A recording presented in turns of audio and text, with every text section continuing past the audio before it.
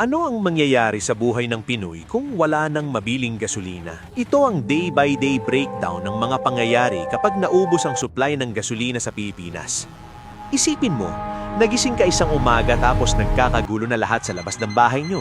Lahat ng gasolinahan sa Pilipinas ay sinugod ng libo-libong taong nagpapanik dahil sa presyo.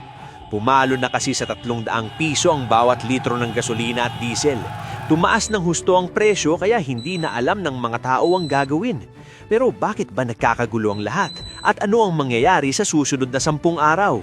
Tutuklasin natin kung paano guguho ang normal na buhay kapag umabot sa ganito ang sitwasyon. Pag-usapan natin ang mga posibleng mangyari sa ating bansa sa loob ng 10 araw. Sa unang araw ng krisis, magugulat ang lahat sa balitang wala ng supply ng gasolina at diesel. Makakakita tayo ng napakahabang linya sa bawat gasolinahan sa buong Metro Manila at probinsya.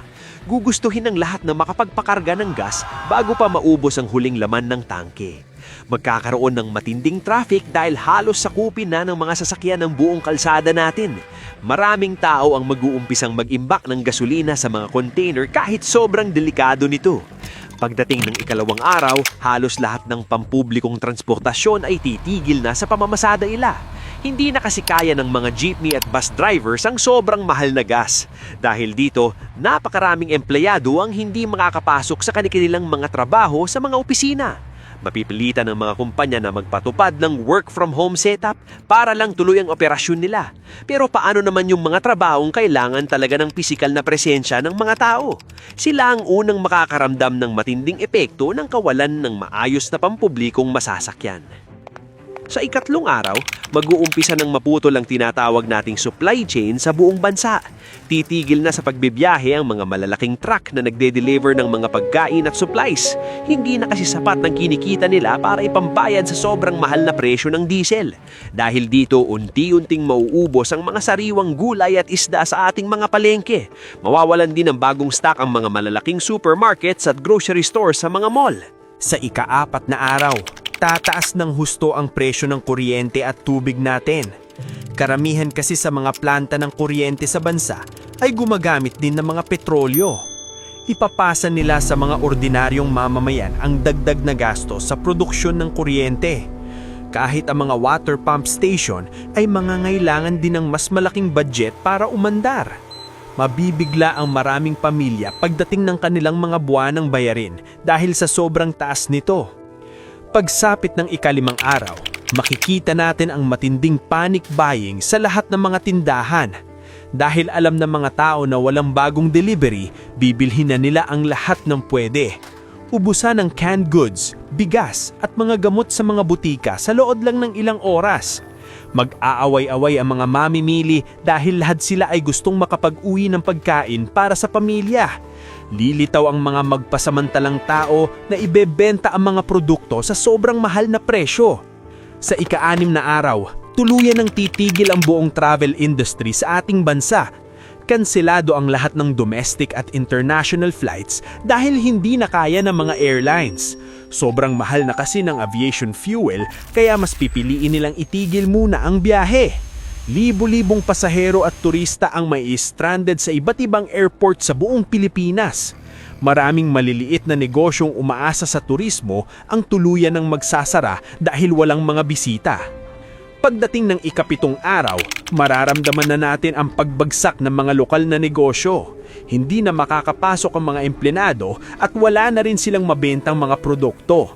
Kahit ang mga kilalang fast food chains ay mapipilitang magsara dahil ubos na ang kanilang supplies.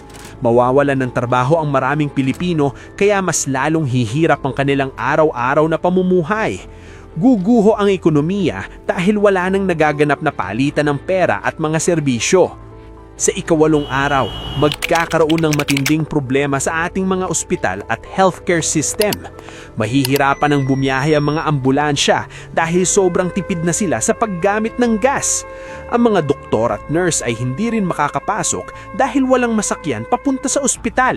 Dahil sa matinding stress at gutom, tataas ang bilang ng mga taong may mental health issues. Marami ang makakaranas ng matinding anxiety dahil hindi na nila alam kung paano mabubuhay. Sa ikasyam na araw, magkakaroon na ng malaking problema sa seguridad ng mga mamamayan natin. Dahil sa matinding gutom at kawalan ng pera, marami ang gagawa ng mga masasamang bagay. Tataas ang kaso ng nakawan at looting sa mga grocery stores at mga malalaking bahay. Hindi na rin makakarespondi agad ang mga pulis dahil wala na ring gas ang kanilang mga patrol car. Matatakot na ang mga tao na lumabas ng bahay dahil baka mapahamak lang sila sa kalsada. Pagsapit ng ikasampung araw, tuluyan ng titigil ang normal na pamumuhay sa buong bansa natin. Kailangan nang pumasok ng gobyerno para magbigay ng rasyon ng pagkain at tubig sa mga tao. Gagamitin na ng militar ang kanilang mga sasakyan para mag-distribute ng mga pangunahing pangangailangan. Mababalik tayo sa panahon ng barter kung saan ipagpapalit mo ang iyong gamit para sa pagkain. Ito na ang pinakamatinding krisis na kakaharapin ng ating henerasyon kung mangyari man ito. Pag-usapan natin ng mga konkretong halimbawa kung paano ito makakaapekto sa mga ordinaryong tao. Isipin mo, ang sitwasyon ng isang ordinaryong call center agent na nakatira sa probinsya. Kailangan niyang bumiyahe ng malayo araw-araw papunta sa kanyang opisina sa gitna ng siyudad. Dahil walang public transport, kailangan niyang maglakad ng napakahaba na aabuti ng ilang oras. Pagdating sa trabaho, pagod na siya kaya hindi na siya makakapag-focus ng maayos sa gawain. Ipinapakita nito na ang kawalan ng transportasyon ay direktang nakakaapekto sa produktibidad ng bawat isa. Tignan din natin ang epekto nito sa isang maliit na sari-sari store owner sa kanto. Dati ay mabilis siyang nakakakuha ng mga paninda mula sa malaking palengke na malapit lang. Ngayon ay wala na mga truck na nagbabagsak ng soft drinks at mga dilatang pagkain doon. Wala na siyang may benta sa kanyang mga kapitbahay, kaya wala na rin siyang kikitain para sa pamilya. Ganyan kabilis masisira ang kabuhayan ng mga malilik na negosyante kapag nagmahal ang presyo ng gas. Isang malaking halimbawa rin ng sitwasyon ng mga magsasaka sa mga probinsya ng ating bansa. Gumagamit sila ng mga makinarya na pinapatakbo ng diesel para sa pag-aani ng kanilang mga pananim. Kung hindi nila kayang bumili ng mahal na gas, mabubulok lang ang mga gulay sa bukid. Ito ang dahilan kung bakit tuluyang hihinto ang supply ng sariwang pagkain sa buong bansa. Nakakonekta ang lahat ng ito kaya isang malaking domino effect ang mangyayari sa buong ekonomiya natin. May mga taong nagsasabi na madali lang daw solusyonan ang ganitong klaseng malaking krisis.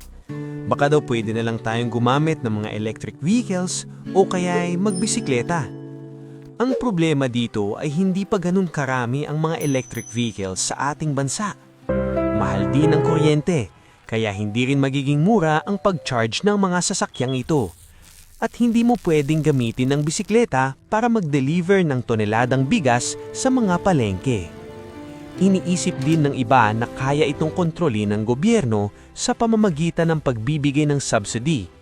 Pero saan kukuha ng napakalaking pondo ang gobyerno para tulungan ng milyong-milyong mga Pilipino? Kung pipilitin nilang maglabas ng pondo, baka lalo lang lumaki ang utang ng ating bansa. Kaya naman hindi sapat ang mga simpleng solusyon para sa ganito kalaking problema ng lipunan. Kailangan ng mas malalim at pangmatagalang plano para hindi tayo umabot sa ganitong sitwasyon. Sa huli, ipinapakita nito kung gaano tayo nakadepende sa paggamit ng mga produktong petrolyo araw-araw. Kapag pumalo ng 300 piso ang gas, buong sistema ng ating lipunan ang guguho. Mula sa pagkain hanggang sa seguridad natin, lahat ay apektado ng presyo ng mahal na gasolina. Kaya mahalaga na matuto tayong maghanap ng iba pang alternatibong paraan ng enerhiya para sa lahat. Kung mangyari man ito bukas, handa ka ba o magpapanik ka rin tulad ng iba? Napakalaki kasi ng papel ng petrolyo sa bawat aspeto ng ating modernong sibilisasyon at buhay. Kailangan nating maging matalino sa paggamit ng ating limitadong pinagkukunang yaman sa kasalukuyang panahon. Dapat tayong maging handa sa anumang posibleng mangyari sa ating ekonomiya sa mga susunod na taon. Simulan na nating magtipid ng enerhiya habang hindi pa tayo umaabot sa ganitong pinakamasamang senaryo. Ibahagi mo ang kaalamang ito sa iyong mga kaibigan para maging handa rin silang lahat. Maraming salamat sa panonood at laging tandaan na ang pagiging handa ay makakapagligtas ng maraming buhay.